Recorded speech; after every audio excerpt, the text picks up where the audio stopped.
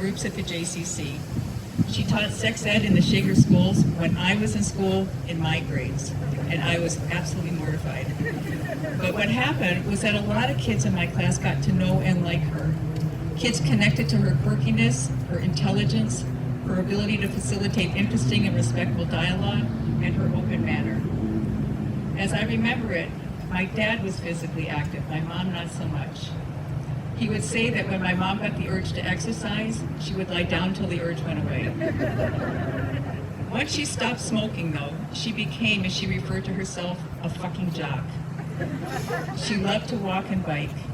For 20 years, she hiked all over the world with my cousin Peggy, who was my age. One year, my mom and Peg allowed me to join them on a hike in the French and Italian Alps. On that hike, my mom asked me to give her a demo of how to pee on the side of a mountain without peeing on her feet. As I showed her, my cousin Peg trained her binoculars on me and shouted, "Nick, I can see the hairs on your ass." 1, 2, 3. My mom laughed so hard she peed her pants instead of on her feet. When my mom and I would go out for regular walks and I lagged behind, she'd turn around and yell, "Come on, Nick, pick him up and put him down." I think pick him up and put him down was my mom's approach to life. She was up for anything. She had a zest for life. She was curious. She was a lot of fun. She had friends in all age groups. She could kill you in word games. She rode her bike into her 90s, went to the gym every day, and took mile-long hikes by herself up until a few months ago. As my friend David Wyman said about her, she was a rare treasure, and I'm glad that while she was making the world a better place, she got to squeeze every last little bit out of the toothpaste tube of her long and rich life. Thanks for being an atypical role model.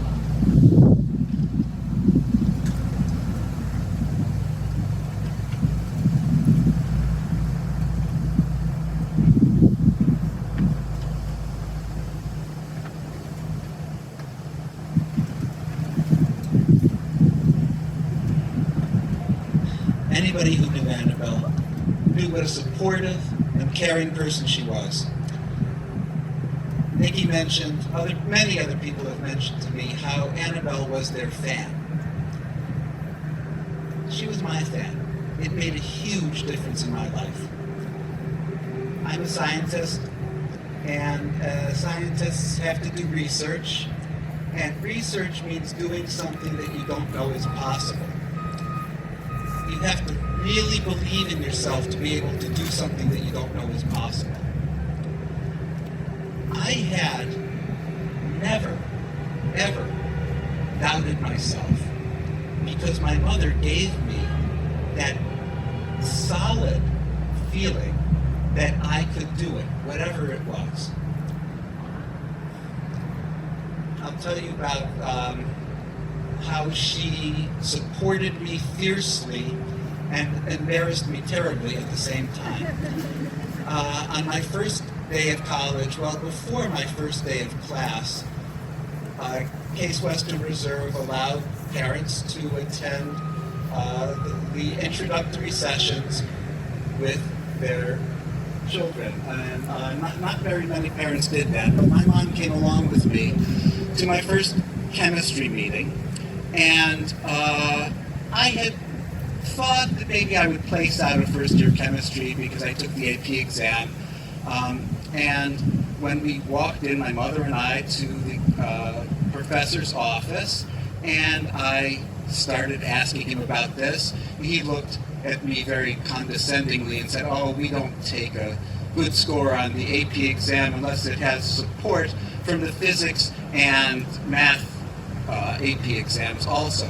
My mother in a huff said, "He got 5s in those exams. Are you going to give him credit?" Or something to that effect. I was mortified. This very prominent chemistry professor, Professor Swift, looked at her and said, "Well, we just don't like giving credit to students who are freshmen because we find that they're not successful later, and we want to give them a solid foundation." She said, "If you didn't want to give them credit, you shouldn't offer credit. It's here, it says right here." I'm ready to fall through the floor. And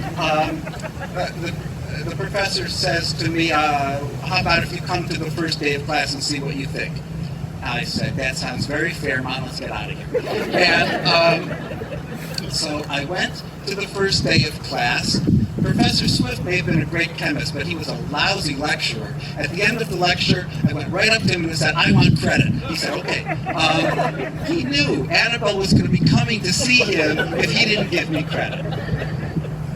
That kind of support, that kind of devotion, she gave to me, but she gave to almost everybody who was in her circle. I think you've all felt it.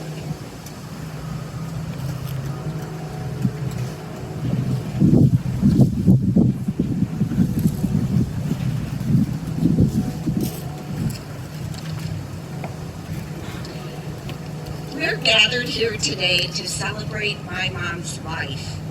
As you've heard, she was almost 95 years old, and she led an active and full life. She was strong, made friends of all ages, was a lioness as a mother, and our biggest advocate. I'd like to talk about three of the things she cherished most: family, holidays, and Yiddish. My sister talked a bit about my mom's family when she was growing up. Although she and her mom struggled, she came from a large extended family in Buffalo, which instilled in her a deep love for family. There were regular cousin gatherings. She treasured those times, and her cousins loved her. One of her cousins was known to have connections, and after my dad died, he told her, Annabelle, if you're ever in trouble, call me. I'll be there before you know it with 2 men and 3 guns. The women had a cousins club, and my mom traveled to Buffalo for years to be a part of it. One time when we were visiting, she brought me along to a cousins club luncheon. One of her cousins started the meeting by taking out a paper napkin with the minutes from the last meeting written on it, which she solemnly read from.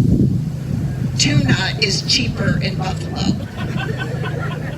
After everyone finished wiping the tears of laughter from their eyes, the room was filled with the chatter of family enjoying being together. She loved her family, and she carried that love of family always. My mom was the definition of a matriarch, not just of our immediate family, but the extended family as well. To my cousins, she was Annabelle, a combination of the Yiddish word for aunt, tanta, and her name, and she had a personal and unique relationship with every one of them. My siblings and our kids will all remember how much my mother loved holidays and hosted every family gathering for years. And I had the special privilege as the only child in town of learning at her side as we prepared for the holidays together. Rosh Hashanah, break fast after Yom Kippur, Thanksgiving, the Passover Seder, these were her favorite times, and she poured her love into making these holidays special. My favorites were Purim and Sukkot. For Purim, Mom had made Hamantaschen for years on her own and would package and mail them to all of her nieces, nephews, and other relatives. One year I decided to join her to create baskets of treats for my in-town friends. As time went on, the numbers of people we sent to increased. As my children got older, they began to help and started to bring their friends. Eventually, we had a full production line each year and would make about 900 Hamantaschen.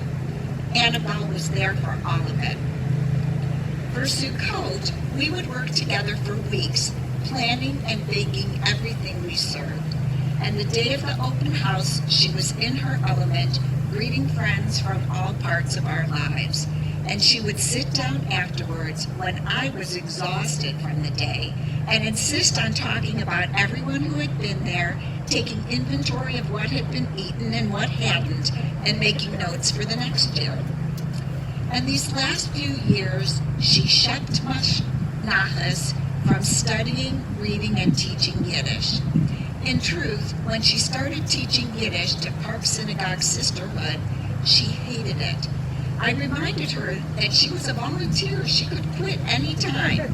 But she loved the language and she loved to teach, and she worked through it, developing a love for the class, and her students loved her too. When they asked her to teach a class one summer, she said she would do it once, but once turned into several years. And when she became too tired to teach, she convened a weekly Yiddish class with me and my siblings, teaching us Yiddish insults for fun over the Zoom call. My mother came to live with us 5 years ago. She was my friend, my biggest supporter, and my role model. She demonstrated how to live a full life, be true to your values, and love deeply. We had fun together and supported one another. While at times it was difficult to watch her age, I treasured these last 5 years together, which not every daughter has the chance to experience.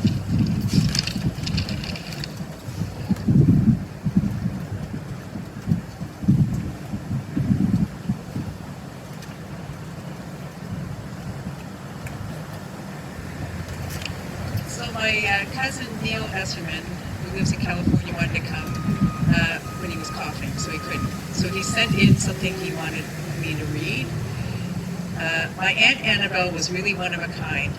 Annabelle, for those who don't know, was married to my mom's brother, but I was her favorite nephew, or at least I told her that and she didn't argue. She was significantly younger than my mom and dad, and I remember as a young child going to meet her and Uncle Lee on vacation at the Beau Rivage Hotel in Miami Beach. I was probably about 9 or 10 at the time, and I remember thinking that I was amazed to think that I had an old aunt who could still look pretty good in a swimsuit compared to the other members of my family. I also remember that she tolerated some of my cousin was wild, my antics pretty well, really with good humor. She didn't really yell at me for trying to burn down her house or teaching Nikki how to smoke cigarettes. She didn't even get mad when I let Nikki use my van to take out one of the gutters by the driveway. She almost seemed to enjoy watching Uncle Lee threaten both of us with his own form of house arrest, but she never would have admitted that. I've never had another relative teach me how to swear in Russian, but she did at a Shabbat dinner. But most of all, I remember her kindness to me and my family. She was always there whenever there was an event or when we needed her. She was there for all of us. Not many people have an aunt who came to their bar mitzvah and also their 60th birthday party, which was in Las Vegas. And I was told she was at my bris, but I don't remember that. I also feel so fortunate to have had her in my life for all these years. Annabelle had a true zest for life and a real love for all her family and friends. We could all feel it. It wasn't hidden. It was real. She demonstrated that love in all she did, from making mango bread and hamantaschen to a phone call to see how I was doing. Jimmy Stewart was in the movie It's a Wonderful Life, but those words really describe Annabelle. She lived and loved her wonderful life. We will all miss her.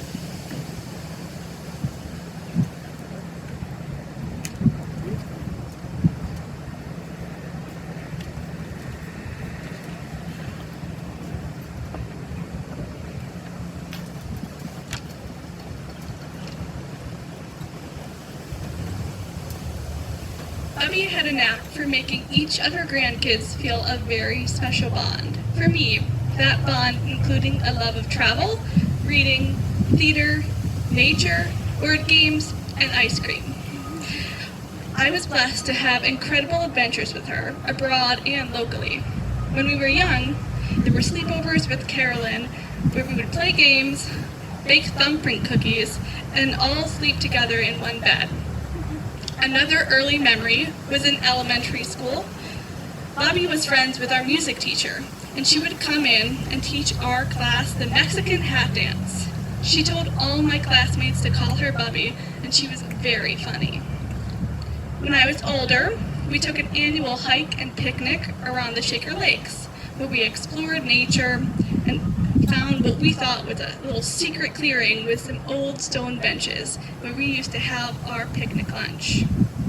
Then, there was a 10-day tour of Italy when I was in high school. On our tour of the Forum, Bob and I impressed our tour guide with our knowledge of Roman history and mythology.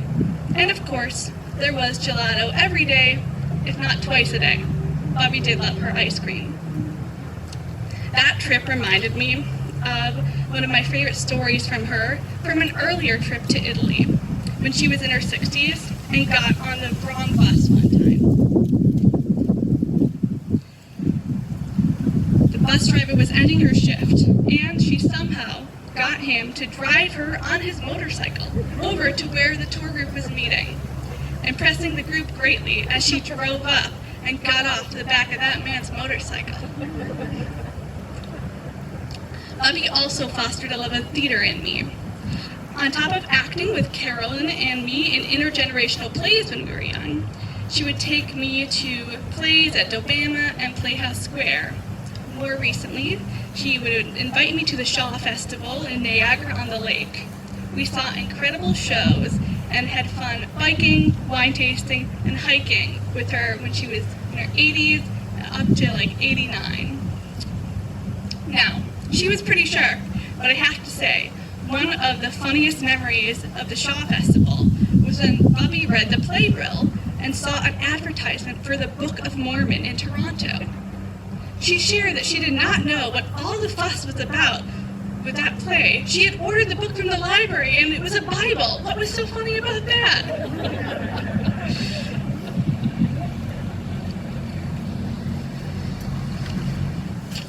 Like Lee, I was lucky enough to live with Bubby after graduating college. At first at her house, and then when she moved into my parents' house. I got to spend many an hour playing word games, and during the pandemic, I returned home for that year and we played bridge, a game she loved, was great at, and continued to play up until a few months ago. I could go on, but I think you get the idea. Bubby was a special part of my life, full of diverse interests and talents, and endless love for her family. I will miss her greatly.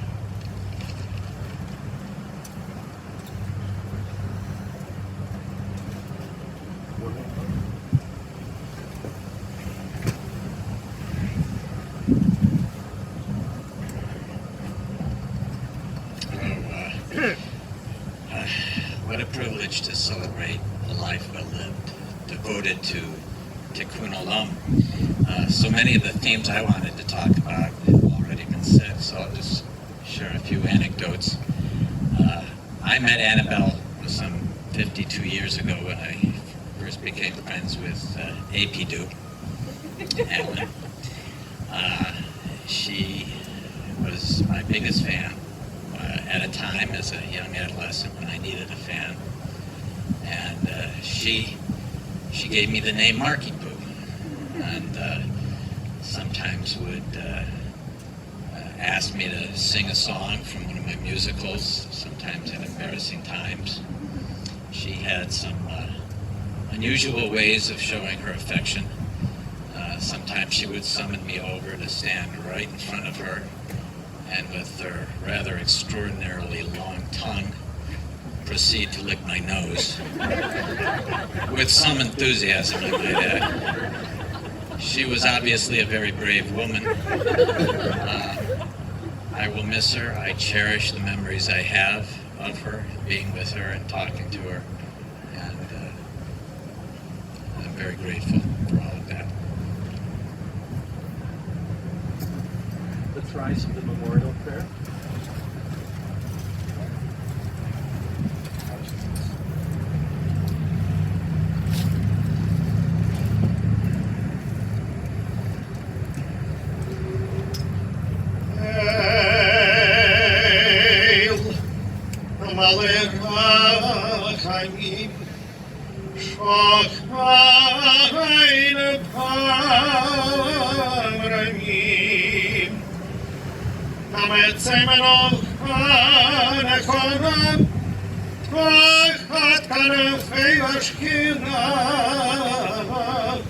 במעלות קדושים הדברים, כצאן הרקיע מזהירים את נשמת Hinda Rivka בת חרשול ושינדל, שהלך לעולמה בגן עדן תהי מנוחתה. אנו בברחמים, אז תראה בסתר כנפך עליהו. ותצרור בצרור החיים את נשמתם, אדוני ולנחלתם, ותנוח בשלום על משכבם, ונאמר Amen. May we all remember the worthy and the righteous deed.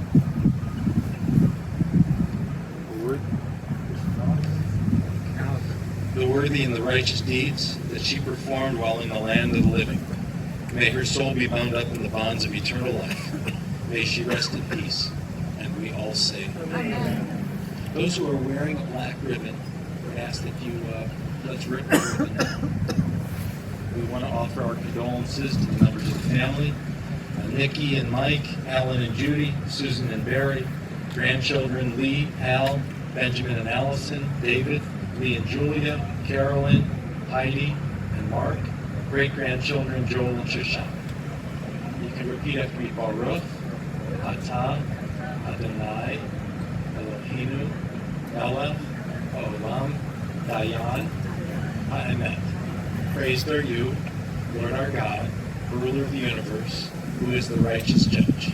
And then again, repeating after me, Adonai, Natan, Adonai, Lakach, Yehi Shem, Adonai, Mivorach. God gives, and God takes away. Praise be the name of God. And we're going to roll it.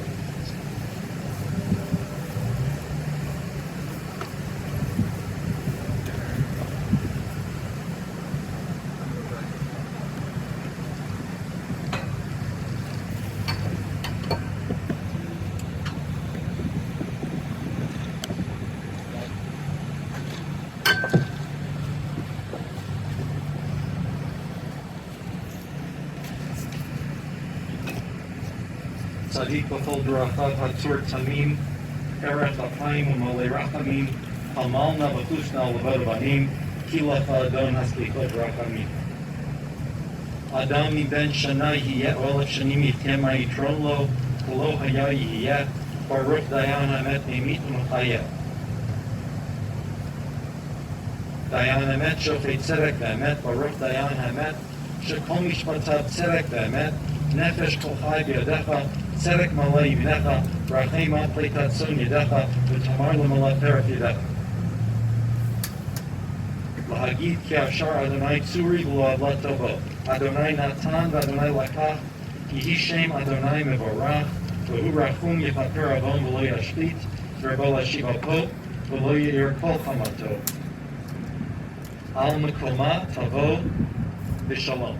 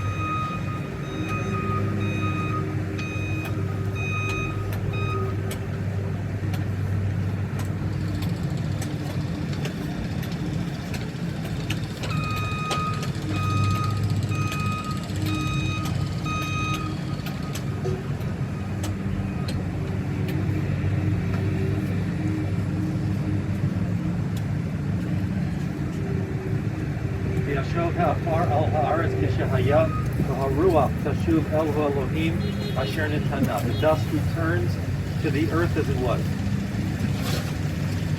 but the soul returns to God, who gave it.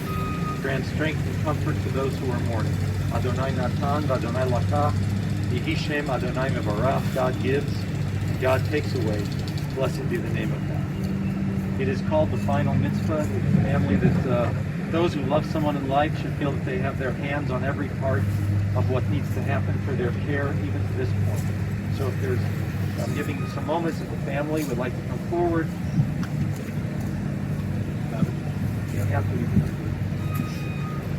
Anyone would like to come forward, we'll take a few moments. You can take a handful or a shovelful.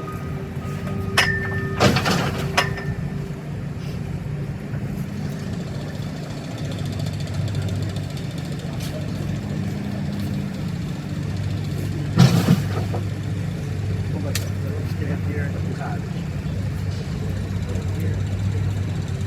Pick up those cottage.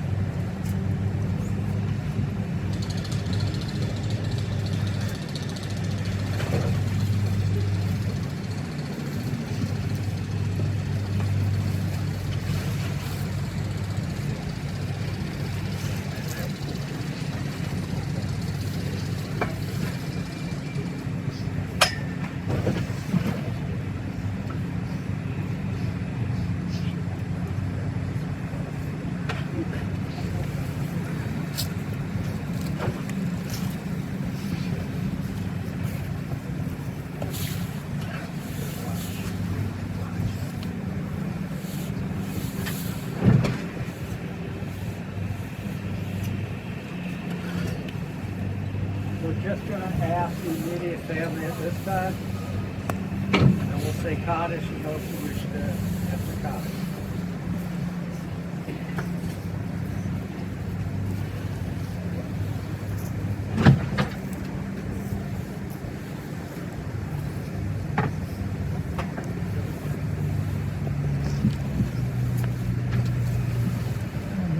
You have your Kaddish on your cards. We'll recite. Yikadal v'yikadash shemei rabah v'yalma divra pirutei v'yamlit malchutei v'chayechon v'yomechon chayei b'chol beit Yisrael v'agala u'bizman karim v'yamaru amen Yehei shemei rabah mevarach le'olam v'olmei almaya Yitbarach v'yishtabach v'yitpa'ar v'yitramam v'yitnaseh V'yitadar, v'yitalev, v'yitalal, shemei d'kudisha, v'richu, le'elam mimko birchata v'shirata, tushbechata v'nechamata, damiram v'yalma v'yamaru, amen. Yehei shalom rabba min shemayim, v'chayim aleinu v'al kol Yisrael. Oseh shalom v'drama, v'yaseh shalom, aleinu v'al kol Yisrael.